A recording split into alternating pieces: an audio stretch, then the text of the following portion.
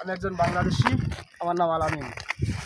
আমি নতুন মঙ্গলে আসলাম, তো এসে শীতের অনুভবটা দেখতে শুরু করছি। তো শীতটা কেমন হবে এর জন্য একটু নদীর পাশে আসলাম। আসলে তো বাইরে থেকে শুধু বাতাসটাই অনুভব করি, তো নদীর পাড়ে এসেছি। নদীর পাড়ে এসে দেখি এখানে অনেক বরফ জমে আছে। আপনারা না দেখালে বিশ্বাস করবেন না, বুঝবেন না। এই দেখেন সব বরফ, এখানে অনেক বরফ, মাথা বরফ জমে আছে।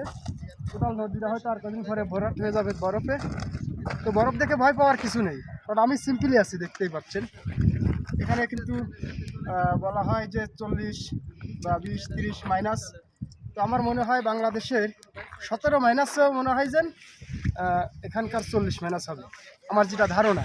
কারণ এখনকার অবস্থায় 11 মাইনাসে আমি যখন বরফ হাতে নিয়ে দাঁড়িয়ে আছি, তো বুঝতেই পারছেন, আশা করা যায় যে ততটা ঠান্ডা না।